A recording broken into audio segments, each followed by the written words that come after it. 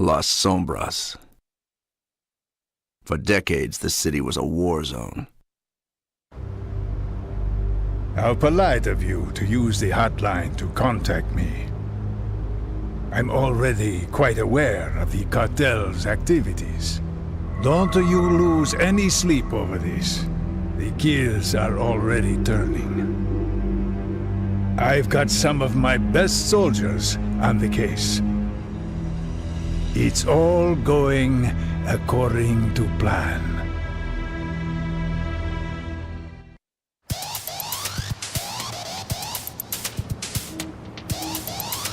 You sure this the right place, Gina? One fuck up can get us killed. You doubting me? A big deal's definitely going down here. The cartel's behind this. They're looking to take control of the city for my family. We can't allow that. This city belongs to us, and we gotta keep it that way. We all know who your father is, Aaron. You don't need to go bragging.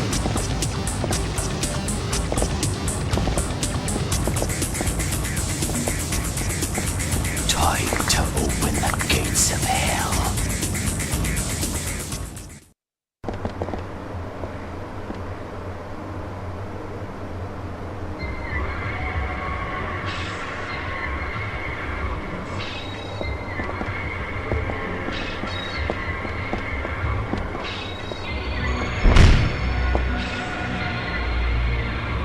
What the fuck happened here?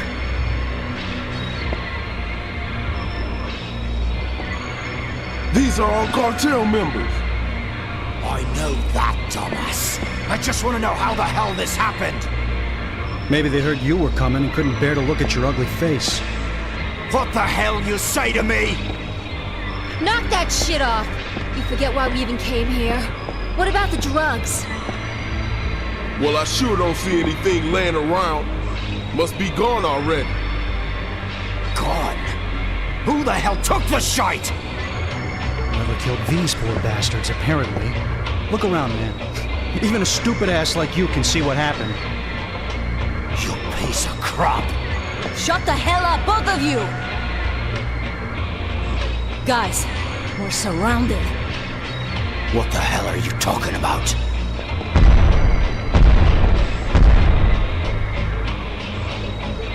Our family? Why are they here?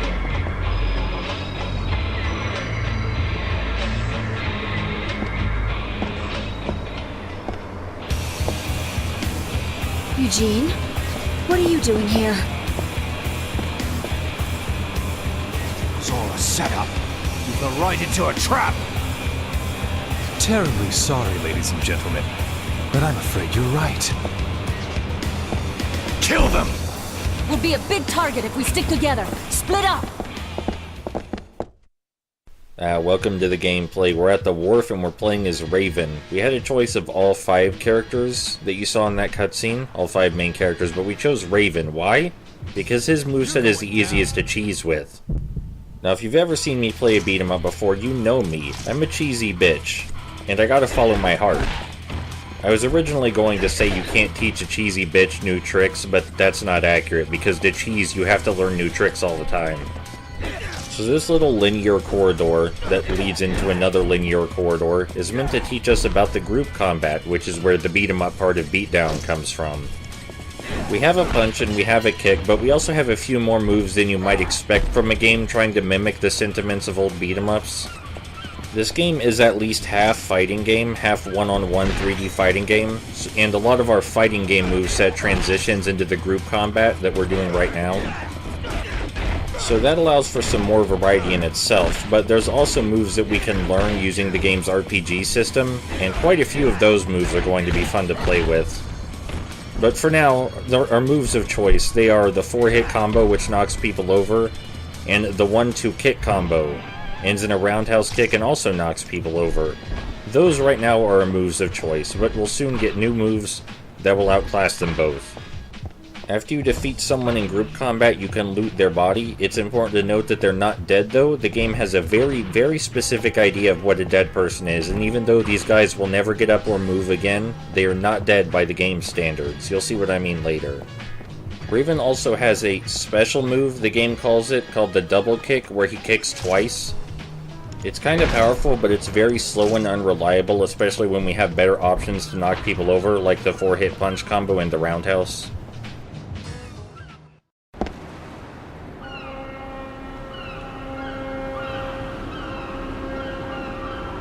No way you're getting away! Shite! Too smart for that, eh?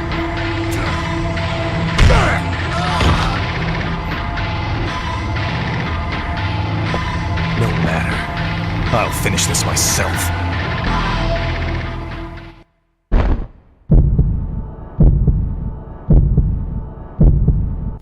Welcome to the 1v1 combat, which plays out kind of like a watered-down Tekken. There's one particular move we're going to be relying on a lot until the enemy starts to see it coming, and that move would be the slide kick, where we simply knock the enemy off their feet by sliding underneath them. And another tactic you're going to see right here that we're going to be using pretty much throughout the entire game is grabbing people and beating the shit out of them while we grab them. This is because there needs to be a lot of grappling done if we want to satisfy the true ending conditions for this game. So it's good to get acquainted with the grappling system. Damn! Stronger than I thought!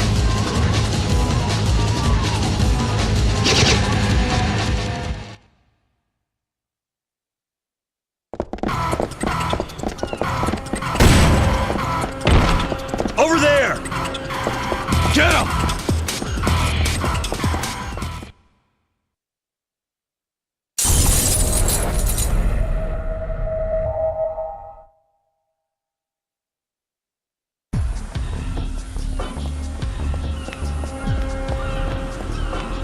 Damn that Eugene. Backstabbing motherfucker. Wait a minute. Did he set this all up on purpose? Is he gonna try to take advantage of the situation? What's he planning?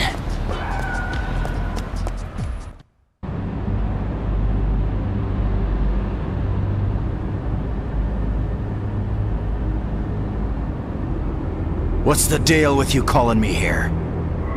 If you're looking for a fight, bring it on! I never did like you, asshole. Don't jump to conclusions, boyo. These are direct orders from the boss. Looks like one of your crew has their sights set on assassinating Zanetti. You saying one of us is a traitor? That's exactly what I'm saying. When you figure out who it is, take care of him. Got a question for you. Yeah? What is it? Why do you trust me with such an important mission? For all you know, I'm the traitor here. Simple. I've never really liked you. You're a brainless thug, a wild dog thirsty for blood. But you're no traitor. If you were the traitor, I'd have no qualms about murdering you on the spot. Takes balls to come out and say that. Hearing that kind of bullshit makes me want to become a traitor. I am a wild dog after all, right? Do what you want. We've got you on a short leash. I don't like your attitude. What a coincidence. I just had the same thought.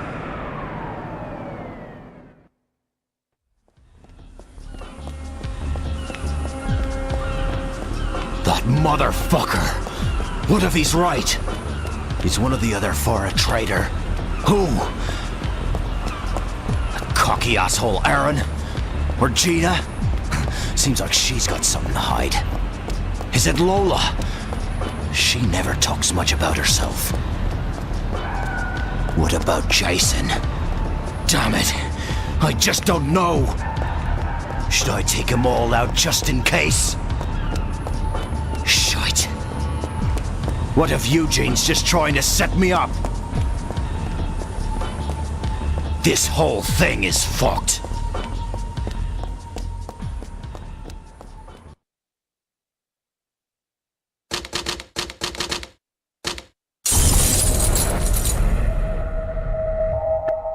So yeah, Raven's not exactly the most relatable protagonist, but we're not really here for this story. We're here for this shit.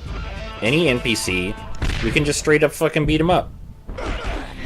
Any NPC you can talk to, you can beat the shit out of him. Just press the square button to start a fight with him. This random man who gave us advice, just killed him. Okay, we didn't kill him. Again, the game is very specific about what killing means. But yeah, you can just run up to random fuckers on the street and start punching them. And that's fucking great. Just fuck this guy. I don't know this guy. But I'm gonna beat the crap out of him and loot his body. Bet he thought it was safe to stand outside the gas station, carrying $124. Just grab that medicine out of that crate, I'm sure it's fine. Like the guys in this area at the gas station, they give us useful tutorial advice like how the minimap works or where to go to progress the story. Really important stuff we need to know. That doesn't stop us from beating the shit out of him though. Why should we care? If they got money, we need that. It doesn't even matter if they got money. They got an item, we can sell it later. Or better yet, they could drop medicine or chicken, which we can use to heal ourselves directly. So you may have noticed there are a few actions we can perform on enemies while they're on the ground.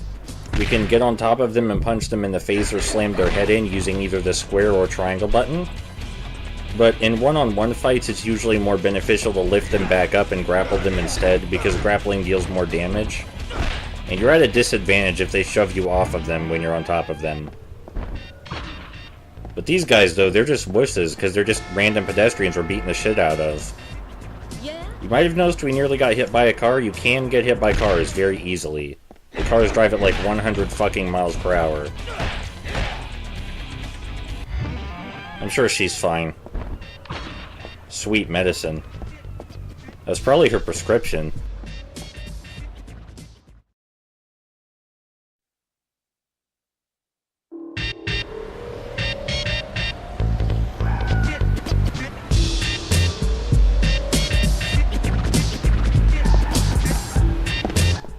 Finally, some real challengers. These are the mobsters, the guys that are part of our family that we believe betrayed us.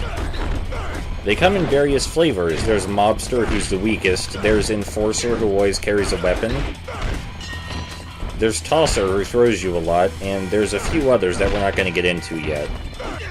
Anyway, they're all pretty much pussies. The thing about group combat is that it's really fucking messy, and it relies on you getting ganged up on more than it relies on the enemy's intelligence. In one-on-one fights, you have to play more intelligently, but the group fights are just a big fucking mess. Like, I'm not gonna lie to you and tell you I tackle the enforcer enemy type any differently than I tackle the tosser enemy type. I just fucking punch them all using the 4-hit punch combo that knocks them straight over. We got Drink B, which works like medicine, but it can also give us a bad trip, and we'll see what that does later. But for now, let's go in the hole, as that nice NPC suggested before we beat him up.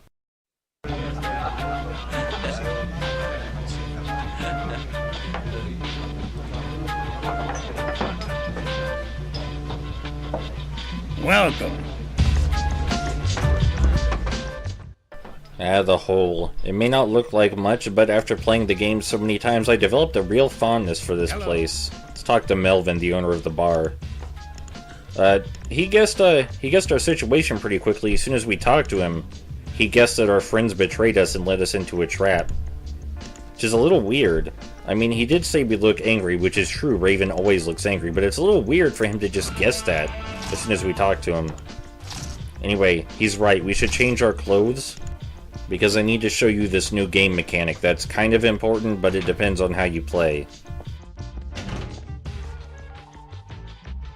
So Beatdown has a pretty ridiculous character customization system, and I mean really ridiculous. You can even get plastic surgery. So it's really in-depth, like the Sims 2 in-depth character creation. But for now, we only have so much stuff to wear. And we're going to change to Raven's Raven outfit, which looks pretty great. Changing outfits also has the benefit of lowering both of our wanted levels, but as you'll see shortly, that's not going to matter for very long. Not because the mechanic doesn't work, it works fine in spite of what some game critics would have you believe, but it's going to be made useless shortly for story-related reasons, and then it will become useful again after. Now it's time to talk to Tracy, who in-universe is our informant, but for gameplay purposes she's basically the make story advance button. Whenever we want to make the story go forward, we talk to her. But we don't always want to make the story go forward. Still, talking to her makes a red arrow appear, so that way we know where not to go. We want to go everywhere but the red arrow. Well, in future chapters we do anyway. Sadly, in the first chapter we can't do much in the way of exploring, which is where all the fun is in the exploring and beating up random assholes and seeing what they got to say. But for the first chapter, we have to get the thing that lets us beat up and collect random assholes like Pokemon, because this game is secretly a collectathon.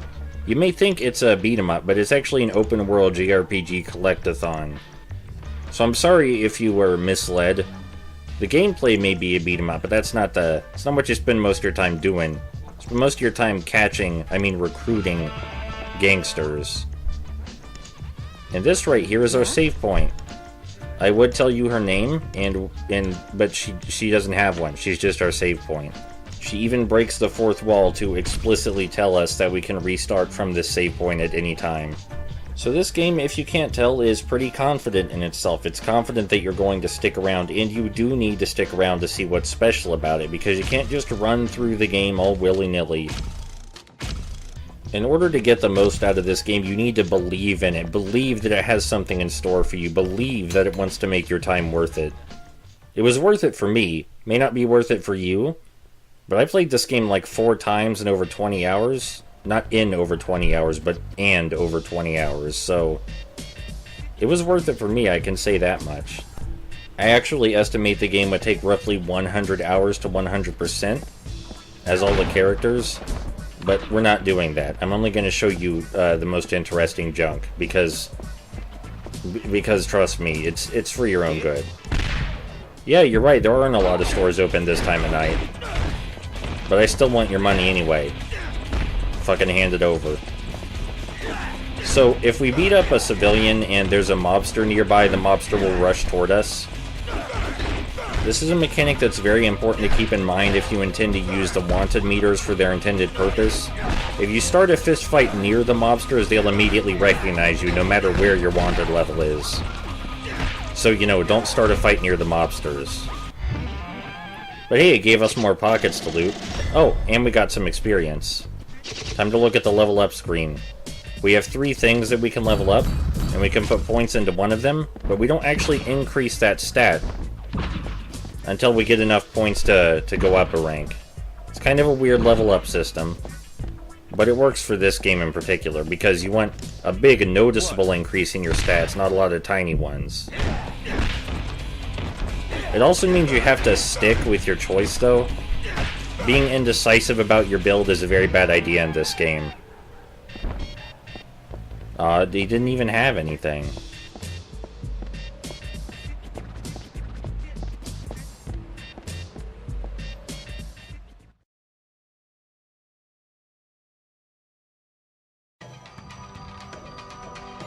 So we're here at the police station to do the story objective and get the blacklist. We can technically explore around the world, but there's nothing to do yet, because all the stuff only unlocks after we complete the first chapter. Over here is the parking garage, but we can't enter through the parking garage. I just wanted to show you it's there for later. Alright, let's do a story thing.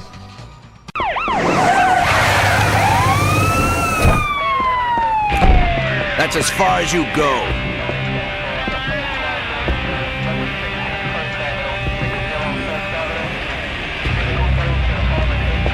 Captain Chester, we've surrounded and cut off the suspect as you ordered.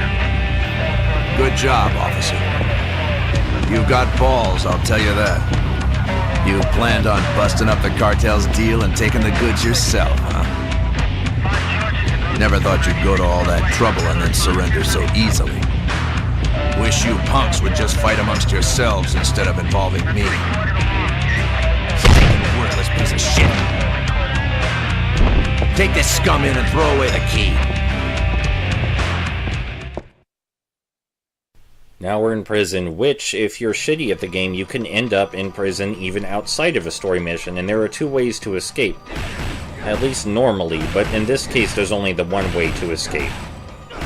And we have to make a lot of noise to do it. Hey, what's all this noise? Knock it off! I'm the warden around here, and I don't stand for that kind of shit. I don't get no respect. I got people fucking with me from all sides. That damn Captain Chester's no different. No one knows how important I really am. It's all your fault. You and your jailbreaks. That's why I get no respect. I am a victim of circumstance, and it's your fault. You can't get away. I'm gonna make you feel pain like you never even imagined.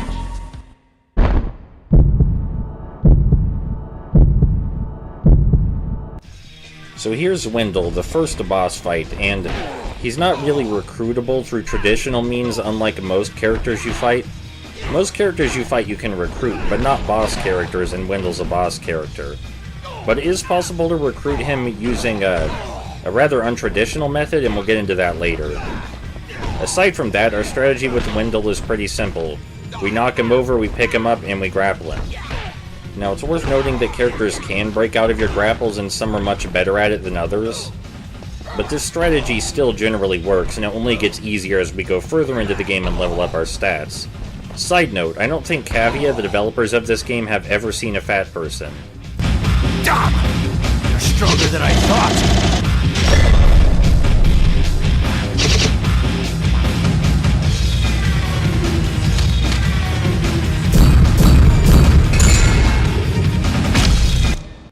Alright, now we have the Blacklist, which is a list of all of the criminals in the entire city, and we're going to need it to recruit people. Now let's break out of here by busting down the wall.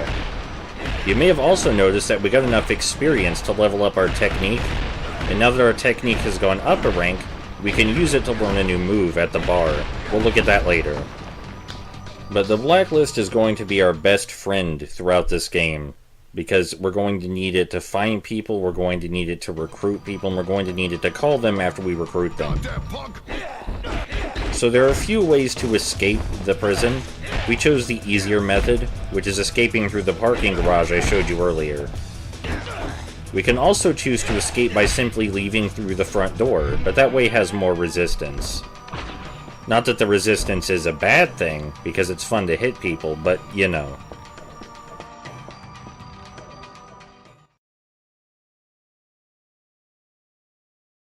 And now it's time for the results screen of the chapter. This, my dear friends, is what decides what ending we get. We need all 3 bars full to get the best ending.